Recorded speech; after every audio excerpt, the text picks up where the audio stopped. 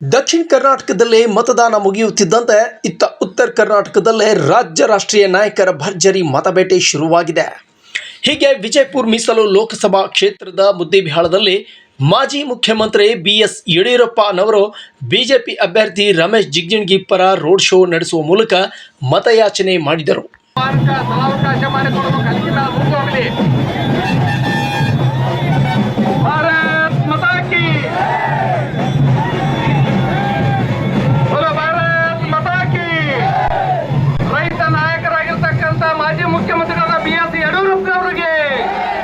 ಮಧ್ಯಾಹ್ನ 1 ಸುಮಾರಿಗೆ ಹೆಲಿಪ್ಯಾಡ್ ಮೂಲಕ ಮುದ್ದೇಬಿಹಾಳಕ್ಕೆ ಆಗಮಿಸಿದ ಮಾಜಿ ಮುಖ್ಯಮಂತ್ರಿ BS ಯಡಿಯೂರಪ್ಪ ಅವರನ್ನು ಮುದ್ದೇಬಿಹಾಳ್ ಮಾಜಿ ಶಾಸಕ AS ಪಾಟೀಲ್ ನಡಹಳ್ಳಿ, ಸಿಂದಗಿ ಶಾಸಕ ರಮೇಶ್ ಬೂಸ್ನೂರ್, SK ಬೆಳ್ಳೊಬ್ಬಿ, ಜಿಲ್ಲಾ ಅಧ್ಯಕ್ಷ RS ಪಾಟೀಲ್ ಕೂಚ್ಬಾಳ್ ಸೇರಿದಂತೆ ಇತರ ಮುಖಂಡರು BS ಯಡಿಯೂರಪ್ಪ ಅವರನ್ನು ಭವ್ಯವಾಗಿ ಸ್ವಾಗತಿಸಿದರು. ಬಳಿಕ ಹೆಲಿಪ್ಯಾಡ್ದ MGVC ಕಾಲೇಜ್ ಮೈದಾನದಲ್ಲಿ ಮಾಧ್ಯಮಗೋಷ್ಠಿ ನಡೆಸಿ ಮಾತನಾಡಿದ ಅವರು, ರಾಜ್ಯದಲ್ಲಿ ಕಾಂಗ್ರೆಸ್ ಸರ್ಕಾರ ದಿವಾಳಿಯಾಗಿದೆ ಎಂದು ಆರೋಪಿಸಿದರು. ಬರಗಾಲದ ಸಮಯದಲ್ಲಿ ರೈತರ ಕಷ್ಟಕ್ಕೆ ಬರಬೇಕಿದ್ದ ಸರ್ಕಾರ ಬರೀ ಕೇಂದ್ರದತ್ತ ಬಟ್ಟು ತೋರಿಸುತ್ತಿದೆ. ನಾನು CM ಆದಾಗ ಮೊದಲು ರಾಜ್ಯದಿಂದ ಪರಿಹಾರ ನೀಡಿ ಬಳಿಕ ಕೇಂದ್ರಕ್ಕೆ ಶಿಫಾರಸು ಮಾಡುತ್ತಿದ್ದೆ. ಆದರೆ ಈ ಸರ್ಕಾರ ಪರಿಹಾರ ನೀಡದೆ ಕೇಂದ್ರ ಸರ್ಕಾರದತ್ತ ಬಟ್ಟು ಮಾಡಿ ದೂಷಿಸುತ್ತಿದೆ ಎಂದರು. ಇನ್ನು ಕೇಂದ್ರ ಸರ್ಕಾರ ತನ್ನ ಪಾಲನ್ನು ರಾಜ್ಯಕ್ಕೆ ಕೊಡಲಿದೆ ಎಂದರು.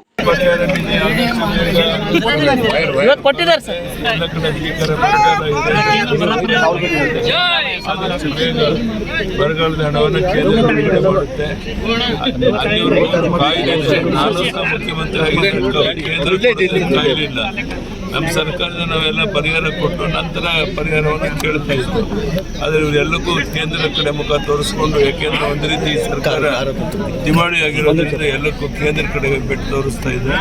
ಆದಷ್ಟು ಕೇಂದ್ರ ಹಣವನ್ನು ಬಿಡುಗಡೆ ಮಾಡಿ. ಬಳಿಕ ಬಿಜೆಪಿ ಅಭ್ಯರ್ಥಿ ಹಾಲಿ ಸಂಸದ ಮುತ್ಸದ್ದಿ ರಾಜಕಾರಣಿ ರಮೇಶ್ ಜಿಗಜಿಣಗಿ ಪರ BS ಯಡಿಯೂರಪ್ಪನವರು ತೆರೆದ ವಾಹನದಲ್ಲಿ ನಗರದ ಹಲವೆಡೆ ಭರ್ಜರಿ ರೋಡ್ ಶೋ ನಡೆಸುವ ಮೂಲಕ ಮತಯಾಚನೆ ಮಾಡಿದರು. ನಗರದ ಅಂಬೇಡ್ಕರ್ ಸರ್ಕಲ್ನಿಂದ ರೋಡ್ ಶೋ ಆರಂಭಿಸಿ ಬಸವೇಶ್ವರ ಸರ್ಕಲ್ ಮೂಲಕ ಬನಶಂಕರಿ ಸರ್ಕಲ್ ವರೆಗೆ ತೆರಳಿ ಬಳಿಕ ಬನಶಂಕರಿಯಲ್ಲಿ ಆಯೋಜಿಸಲಾಗಿದ್ದ ಬೃಹತ್ ಸಮಾವೇಶದಲ್ಲಿ ಸಾರ್ವಜನಿಕರನ್ನು ಕಾರ್ಯಕರ್ತರನ್ನು ಉದ್ದೇಶಿಸಿ ಮಾತನಾಡಿದರು.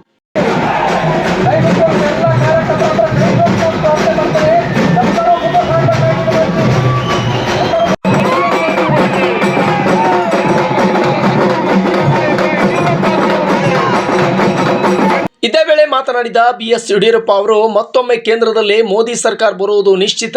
ಹಾಗಾಗಿ ರಮೇಶ್ ಜಿಗಜಿಣಗಿ ಅವರನ್ನು ಮತ್ತೆ ಗೆಲ್ಲಿಸಿ ಮೋದಿ ಅವರನ್ನು ಮತ್ತೆ ಪ್ರಧಾನಿಯಾಗಿ ಮಾಡೋಣ ಎಂದರು. ಇಂತಹ ಒಂದು ಕಾಂಗ್ರೆಸ್ ಪಕ್ಷಕ್ಕೆ ಈ ಲೋಕಸಭಾ ಚುನಾವಣೆಯಲ್ಲಿ 28 ಲೋಕಸಭಾ ಗೆಲ್ಲಬೇಕಾಗಿದೆ. ಇವತ್ತು ರಮೇಶ್ ಜಿಗಜಿಣಗಿ ಅವರು ಇನ್ನೊಂದು ಕಾರ್ಯಕ್ರಮದಲ್ಲಿ ಭಾಗವಹಿಸೋದ್ರಲ್ಲಿ ಬಂದಿಲ್ಲ. ನಿಮ್ಮನ್ನು ನೋಡಿದ್ರೆ ನಮಗೆ ವಿಶ್ವಾಸ ಇದೆ. ರಮೇಶ್ ಜಿಗಜಿಣಗಿ ಸುಮಾರು 3 ಲಕ್ಷಕ್ಕೂ ಹೆಚ್ಚಿನ ಅಂತರದಲ್ಲಿ ಈ ಬಾರಿ ಗೆದ್ದೇ ನಮಗೆ ವಿಶ್ವಾಸ ಇದೆ. ನಿಮ್ಮೆಲ್ಲರ ಆಶೀರ್ವಾದ ರಮೇಶ್ ಜಿಗಜಿಣಗಿ ಮೇಲೆ ಇರಬೇಕು ಅಂತ ಕೇಳಕ್ಕೆ ನಾನು ಇಲ್ಲಿ ಬಂದಿದ್ದೇನೆ. ಇದೇ ವೇಳೆ ಮುದ್ದೇಬಿಹಾಳ್ ಮಾಜಿ ಶಾಸಕ AS ಪಾಟೀಲ್ ನಡಹಳ್ಳಿ ಅವರು ಮುದ್ದೇಬಿಹಾಳ್ ಅಭಿವೃದ್ಧಿ ವಿಚಾರವಾಗಿ ಮಾತನಾಡಿ, ಮುಂಬರುವ ವಿಧಾನಸಭಾ ಚುನಾವಣೆಯಲ್ಲಿ ಮುದ್ದೇಬಿಹಾಳ್ ಮತಕ್ಷೇತ್ರದಿಂದ ಬಿಜೆಪಿ ಪಕ್ಷ ಗೆಲುವು ನಿಶ್ಚಿತ ಎಂದು ವಿಶ್ವಾಸ ವ್ಯಕ್ತಪಡಿಸಿದರು.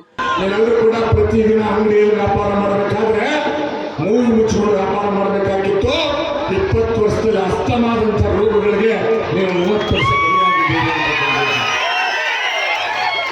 ಒಟ್ಟಿನಲ್ಲಿ ದಕ್ಷಿಣ ಕರ್ನಾಟಕದ ಮತದಾನ ಮುಗಿಯುತ್ತಿದ್ದಂತೆ ಇತ್ತ ಉತ್ತರ ಕರ್ನಾಟಕದಲ್ಲಿ ರಾಜ್ಯ ರಾಷ್ಟ್ರೀಯ ನಾಯಕರು ಮತಬೇಟೆ ಮುಂದುವರಿಸಿದ್ದಾರೆ. ಆದರೆ ಮೇ 7ಕ್ಕೆ ನಡೆಯಲಿರುವ ಕರ್ನಾಟಕ ರಾಜ್ಯದ 2ನೇ ಹಂತದ ಮತದಾನದಲ್ಲಿ ಮತಬಾಂಧವರು ಮತ ಹಕ್ಕು ಚಲಾಯಿಸಿ ತಮ್ಮ ನೆಚ್ಚಿನ ನಾಯಕನ ಭವಿಷ್ಯ ಎಷ್ಟರ ಮಟ್ಟಿಗೆ ರೂಪಿಸುತ್ತಾರೆ ಕಾದು ನೋಡಬೇಕಾಗಿದೆ. Suraj Risaldar, news desk, Tsunami TV, Muddebihal.